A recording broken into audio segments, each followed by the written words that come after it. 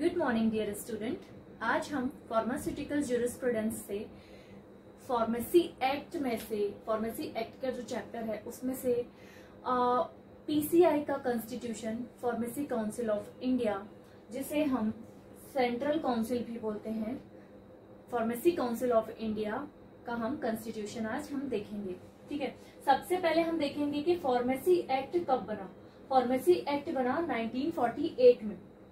Pharmacy act को implement कब किया गया था? 1948 में। और क्या था फार्मेसी एक्ट? फार्मेसी एक्ट था रेगुलेट द प्रोफेशन, फार्मेसी के प्रोफेशन को रेगुलेट करना, फार्मेसी की प्रैक्टिस करना और फार्मेसी प्रोफेशन ऑफ फार्मेसी के स्टैंडर्ड और स्टेटस को, स्टैंडर्ड को राइज करना, मतलब बढ़ाना, उसकी प्रैक्टिस करना, उसके रेगुलेट करना प्रोफेशन को और उसके स्टैंडर्ड को राइज करना। तो ये फार्मेसी एक्ट था। Regulate the profession, practice of pharmacy and rise the status of pharmacy, rise the status of profession of pharmacy in India. मतलब फार्मेसी के प्रोफेशन को प्रैक्टिस करना, उसको रेगुलेट करना और उसके स्टैंडर्ड और स्टेटस को ऊपर लेकर जाना, ये था फार्मेसी एक्ट। अब इस एक्ट को अचीव करने के लिए, ये तो एक्ट तो बन चुका है, लेकिन एक्ट बन गया है तो उसको लागू करने के लिए, उसको रन करने के लिए, उसको अचीव करने के लिए, उसको एग्जीक्यूट करने के लिए पीसीआई का कॉन्स्टिट्यूशन हुआ। पीसीआई के कॉन्स्टिट्यूशन में मेन चीजें क्या थी वो हम अभी देखेंगे। देखिए, to achieve the object and provide standard education, मतलब स्टैंडर्ड एजुकेशन को अचीव करने के लिए सेंट्रल गवर्नमेंट, सीजी मतलब सेंट्रल गवर्नमेंट ने कंस्टिट्यूट किया। क्या कंस्टिट्यूट किया? पीसीआई। पीसीआई कंस्टिट्यूट किया, फार्मेसी काउंसिल ऑफ इंडिया को कंस्टिट्यूट किया, जिसे सेंट्रल काउंसिल भी बोला जाता है। इसका मेन पर्पस क्या था? Main purpose of CG from PCI, PCI को कंस्टिट्यूट करने का मेन पर्पस क्या था सेंट्रल गवर्नमेंट का? हम देखते हैं। देखिए, to uniform education throughout India for would be pharmacist, जो फार्मासिस्ट बनने वाले हैं, जो फार्मेसी प्रोफेशन में एंटर करने वाले हैं, उन जो फार्मा कर रहे हैं या जो फार्मेसी कर रहे हैं, उनके लिए एक यूनिफॉर्म एजुकेशन होनी चाहिए। मतलब ऑल ओवर कंट्री में, जिस कंट्री में पीसीआई का कॉन्स्टिट्यूशन किया गया है उस कंट्री में, जैसे हम इंडिया को ही ले लें तो इंडिया के ऑल ओवर इंडिया में पूरे एजुकेशन का एक स्टैंडर्ड होगा, एक यूनिफॉर्म स्टैंडर्ड होगा, एक यूनिफॉर्म पैटर्न होगा, एक फ्रेम पैटर्न होगा, एक जैसा एजुकेशन पूरे इंडिया में, ऑल ओवर इंडिया में होगा। इसको कौन कंट्रोल करता है? इसको पीसीआई कंट्रोल करता है। देखिए, यहाँ लिखा भी हुआ है uniform education through out, uniform education पूरे इंडिया में, through out India for would be a pharmacist, जो फार्मासिस्ट बनने वाले हैं उनके लिए पूरे इंडिया में एक सा एजुकेशन सिस्टम होगा फॉर फार्मेसी के लिए। ठीक है, नेक्स्ट है frame education regulation. Education regulation जो है,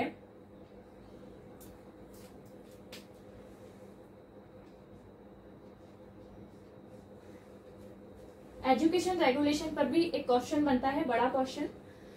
एजुकेशन रेगुलेशन जो है उसको फ्रेम करने का काम, मतलब एजुकेशन रेगुलेशन के जो भी काम है उनको फ्रेम करने का काम किसका होता है? पीसीआई का। ठीक है, implement of education regulation through out India, मतलब एजुकेशन रेगुलेशन को इम्प्लीमेंट करना, मतलब लागू करना पूरे इंडिया में, ये काम भी पीसीआई का है। अब ये एजुकेशन रेगुलेशन क्या है? एजुकेशन रेगुलेशन के अंडर में वर्क आते हैं जब कोई फार्मेसी में एंटर करने वाला हो, जब कोई एडमिशन लेता हो तो मिनिमम क्वालिफिकेशन क्या है उसकी, पीरियड ऑफ प्रैक्टिकल टाइम क्या है, पीरियड ऑफ कोर्स स्टडी क्या है, इक्विपमेंट और facility which are given by institute और कॉलेज, वो सब क्या है, और एक अप्रूव्ड एग्जामिनेशन लेना, ये सारी चीजें आती हैं एजुकेशन रेगुलेशन में। हम नेक्स्ट वीडियो में या नेक्स्ट लेक्चर में एजुकेशन रेगुलेशन पढ़ेंगे। तो ये सारी चीजें जो हैं वो उन सब पे भी कंट्रोल होता है पीसीआई का, फार्मेसी काउंसिल ऑफ इंडिया का। तो वो एजुकेशन रेगुलेशन होता है। अब उसको फ्रेम करना और उसको इम्प्लीमेंट करना, मतलब उसका एक पैटर्न बनाना, उसको फ्रेम करना। देखिए, कोई भी इंजीनियर जब किसी भी स्टेट से इंजीनियरिंग करेगा तो उसका स्टैंडर्ड, उसका नॉलेज अलग होगा। हर स्टेट का अलग अलग इंजीनियरिंग का स्टेटस, स्टैंडर्ड और उनका नॉलेज अलग होगा, ठीक है। लेकिन फार्मेसी में ऐसा नहीं होता। फार्मेसी में सारे स्टेट, चाहे वह महाराष्ट्र हो, एमएच हो, एमपी मध्य प्रदेश हो, आसाम हो, हरियाणा हो, कहीं भी जहां पर फार्मेसी की जा रही है, जो फार्मेसी प्रोफेशन में है, जो एंटर कर रहे हैं, उनको सेम टाइप का एजुकेशन रेगुलेशन मिलेगा। उनका सभी का एजुकेशन सेम होगा, उनकी प्रैक्टिकल ट्रेनिंग सेम होगी, उनका स्टडी ऑफ कोर्स सेम होगा, उनको जो इक्विपमेंट, लेबोरेटरी, जो भी चीजें उनको मिल रही हैं प्रैक्टिकल करने के लिए, वो सब सेम होंगी। उनका अप्रूव्ड एग्जाम होगा और ऑल ओवर इंडिया में, कंट्री में सेम टाइप का होगा, ये अलग अलग नहीं होगा। कुछ एग्जाम्स जो होते हैं वो स्टेट वाइज लिए जाते हैं, कुछ एग्जाम्स जो होते हैं वो सिटीज वाइज लिए जाते हैं, डिस्ट्रिक्ट वाइज। लेकिन जो फार्मेसी प्रोफेशन में आते हैं, जो फार्मेसी है, उसका पूरा एक यूनिफॉर्म होता है पूरे एक कंट्री का। हर कंट्री का अपना अपना कॉन्स्टिट्यूशन होता है। वो हमारे इंडिया का कॉन्स्टिट्यूशन पीसीआई कॉन्स्टिट्यूशन है, फार्मेसी काउंसिल ऑफ इंडिया, ठीक है। ये हो गया एजुकेशन रेगुलेशन। नेक्स्ट पॉइंट है हमारा to control over person who enter pharmacy profession India, और उस पर्सन पर कंट्रोल करना जो फार्मेसी प्रोफेशन में एंटर कर रहा है। अब जिसने फार्मेसी प्रोफेशन में एंटर किया है तो उसको सारे रूल्स और regulations according to PCI follow करने होंगे। वो अपने हिसाब से उनको चेंज नहीं कर सकता। कोई भी इंस्टीट्यूट, कोई भी कॉलेज, कोई भी स्टेट अकॉर्डिंग टू सेल्फ, खुद के अकॉर्डिंग वो उनके रूल्स चेंज नहीं कर सकते। उनको पीसीआई के सारे रूल्स को फॉलो करने होंगे। नेक्स्ट पॉइंट है कॉन्स्टिट्यूशन फॉर 5 इयर्स। ये जो पीसीआई का कॉन्स्टिट्यूशन है, ये 5 इयर्स के लिए कॉन्स्टिट्यूट किए जाते हैं। 5 इयर्स के लिए जो पीसीआई का कॉन्स्टिट्यूशन है वो 3 टाइप्स के मेंबर्स का कॉन्स्टिट्यूशन होता है, हम आगे पढ़ेंगे। इलेक्टेड मेंबर, नॉमिनेटेड मेंबर और एक्स ऑफिसियो मेंबर। तो ये जो मेंबर्स हैं ये सिर्फ 5 इयर्स के लिए ही कॉन्स्टिट्यूशन में आते हैं। ये 5 इयर्स के लिए ही मेंबर चुने जाते हैं, इलेक्ट किए जाते हैं, और 5 ईयर के बाद ये डिसॉल्व हो जाती है। ये कमेटी जो है वो डिसॉल्व हो जाती है और फिर अगले 5 साल बाद ये फिर से बनाई जाती है। तो यहाँ पर लिखा है कॉन्स्टिट्यूशन फॉर 5 ईयर, ये 5 ईयर के लिए कॉन्स्टिट्यूट की जाती है। First PCI implement in 1949। जो फर्स्ट पीसीआई है उसको सबसे पहले इम्प्लीमेंट किया गया था 1949 में। फार्मेसी एक्ट बना 1948 में एंड इम्प्लीमेंट किया गया।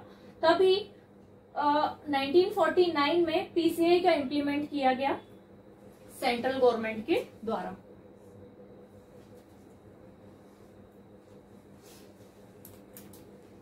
ये मेन ऑब्जेक्ट है, मेन एस्पेक्ट्स हैं, जो मेन काम है, मेन वर्क है पीसीआई के। अब हम देखेंगे कि पीसीआई में मेंबर कितने टाइप के होते हैं। देखिए, पीसीआई के कॉन्स्टिट्यूशन में 3 टाइप के मेंबर्स होते हैं। पहला इलेक्टेड मेंबर, दूसरा नॉमिनेटेड मेंबर, थर्ड है एक्स ऑफिसियो मेंबर्स। अब ये जो इलेक्टेड मेंबर होते हैं, देखिए बेसिक है, ये ही कॉन्स्टिट्यूशन है पीसीआई का। आपके जो एग्जाम्स में आते हैं ये आपको लर्न करने के लिए अच्छा होता है। आप सबसे पहले इसको लर्न कर लीजिए, फिर बाद में उसको इलेबोरेट करके लर्न कीजिए, ठीक है। इलेक्टेड मेंबर वो मेंबर होते हैं जिनको इलेक्शन करके या वोटिंग करके सिलेक्ट किया जाता है। इनमें से भी 3 टाइप के मेंबर सिलेक्ट किए जाते हैं। देखिए कैसे होते हैं। 6 मेंबर्स जो है वो यूजीसी सिलेक्ट करता है, university grant commission. University grant commission क्या होता है? इंडिया के अंदर जितनी भी यूनिवर्सिटी हैं उन सब के कंट्रोल के लिए एक यूनिवर्सिटी के कंट्रोल के लिए यूनिवर्सिटी ग्रांट कमीशन बनाया गया। वो यूनिवर्सिटी ग्रांट कमीशन जो है वो 6 मेंबर इलेक्ट करता है, 6 मेंबर्स इलेक्ट करता है, ठीक है। और ईच स्टेट फार्मेसी काउंसिल से 1 मेंबर आता है। अब ये स्टेट फार्मेसी काउंसिल जो होते हैं, जितने भी इंडिया के अंदर स्टेट हैं उनमें स्टेट फार्मेसी काउंसिल है उन स्टेट फार्मेसी काउंसिल के मेंबर्स मिलकर इलेक्शन करते हैं और वहां से एक मेंबर इलेक्ट किया जाता है, वो इलेक्टेड मेंबर में आता है। और एक मेंबर हमें मेडिकल काउंसिल ऑफ इंडिया से मिलता है। जैसे पीसीआई होता है फार्मेसी काउंसिल ऑफ इंडिया, वैसे ही मेडिकल काउंसिल ऑफ इंडिया होता है, वहां से हमें एक मेंबर इलेक्ट करके मिलता है। तो इलेक्शन करके, वोटिंग करके हमें 3 टाइप से मेंबर मिलते हैं। अब सेकंड है नॉमिनेटेड मेंबर। नॉमिनेटेड मेंबर क्या होता है? नॉमिनेटेड मेंबर वो मेंबर होते हैं जो नॉमिनेट किए जाते हैं, जिनका नाम लिया जाता है कि ये पर्सन नॉमिनेट किया गया है फॉर पीसीआई के कॉन्स्टिट्यूशन के मेंबर के लिए। ठीक है, इनमें होते हैं सेंट्रल गवर्नमेंट जो है वो 6 मेंबर नॉमिनेट करती है। सेंट्रल गवर्नमेंट 6 मेंबर नॉमिनेट करती है। ईच स्टेट गवर्नमेंट, हर स्टेट की गवर्नमेंट, जैसे यहाँ पर ईच स्टेट फार्मेसी काउंसिल के सारे मेंबर्स मिलकर एक मेंबर सिलेक्ट कर रहे थे, वैसे ही नॉमिनेट करते हैं यहाँ पर सारे स्टेट की गवर्नमेंट के जो मेंबर्स हैं वो मिलकर एक मेंबर यहाँ नॉमिनेट करते हैं। और थर्ड है एक रिप्रेजेंटेटिव नॉमिनेट होता है जो यूजीसी, यूनिवर्सिटी ग्रांट कमीशन या AICTE, all India council of technical education से एक रिप्रेजेंटेटिव नॉमिनेटेड होता है। थर्ड है हमारा, ये तो हो गया नॉमिनेटेड और इलेक्टेड। थर्ड है हमारा एक्स ऑफिसियो मेंबर। ये एक्स ऑफिसियो मेंबर ना तो नॉमिनेट होता है ना इलेक्टेड होता है। देखिए, director general of health service कौन होते हैं, कौन मेंबर होता है जो इस पोस्ट पर आता है?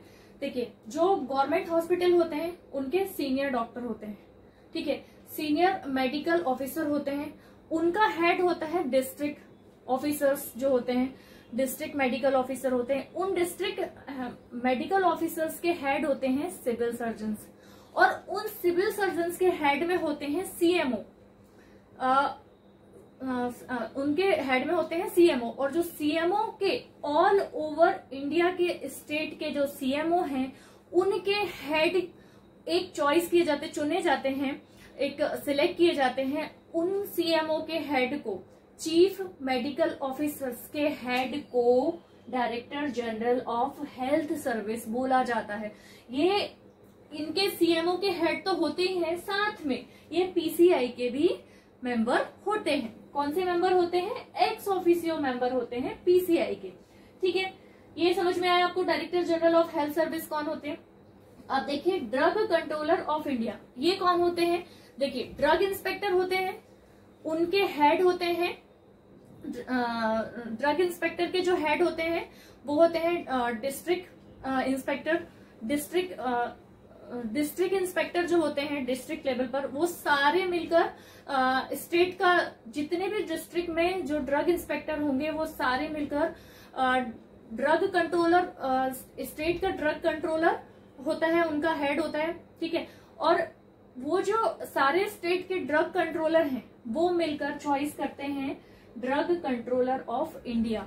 ठीक है, सारे स्टेट में लेबोरेटरी होती हैं, सारे स्टेट में ड्रग पे कंट्रोल करने के लिए ड्रग इंस्पेक्टर होते हैं। उनके जो हेड होते हैं वो डिस्ट्रिक्ट ड्रग इंस्पेक्टर होते हैं, और उनसे भी जो हेड होते हैं, जो हेड चॉइस किए जाते हैं, हेड सिलेक्ट किए जाते हैं, होते हैं ड्रग कंट्रोलर ऑफ इंडिया। अब director of central drug laboratory क्या होते हैं? Director of central drug laboratory मतलब ये director of central drug laboratory, जो सेंट्रल ड्रग लेबोरेटरी वो कोलकाता में है, कलकत्ता में।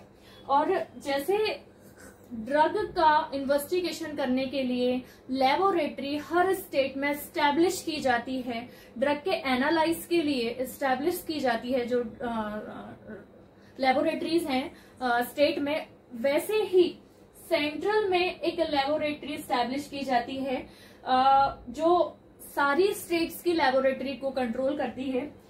उसके हेड को director of central drug laboratory बोला जाता है। अब हम इसको इलेबोरेटली पढ़ेंगे कि भाई 6 मेंबर है तो उनमें से कौन से मेंबर कौन से होंगे, लेकिन ये बेसिक है। फर्स्ट ऑफ ऑल आप इसको लर्न करें, इसको लर्न करने के बाद आप उसको इलेबोरेटली लर्न करेंगे। अब हम इसको पीसीआई के कॉन्स्टिट्यूशन को इलेबोरेटली देखेंगे, और आपको जब भी आपके एग्जाम में आएगा पीसीआई का कॉन्स्टिट्यूशन लिखने के लिए आएगा तो आप इसी फॉर्मेट में लिखेंगे।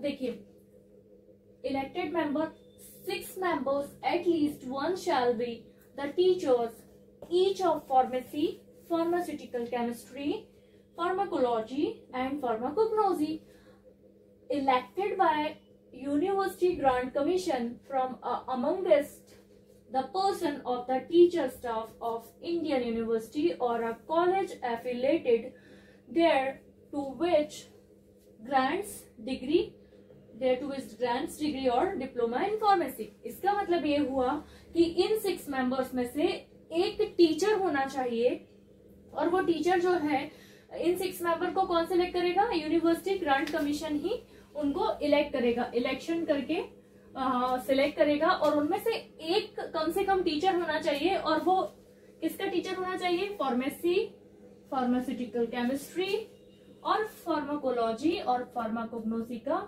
एटलीस्ट 1 सब्जेक्ट का एक टीचर होना चाहिए, ठीक है। और वो इंडियन यूनिवर्सिटी से या कॉलेज एफिलेटेड से होना चाहिए, इंडियन यूनिवर्सिटी का होना चाहिए, कॉलेज एफिलेटेड होना चाहिए और उसकी जो डिग्री और डिप्लोमा फार्मेसी की जो है वो इंडियन यूनिवर्सिटी की होनी चाहिए, ठीक है। नेक्स्ट पॉइंट है 1 member elected by the member of medical council of India. एक member medical council of India से इलेक्ट किया जाएगा।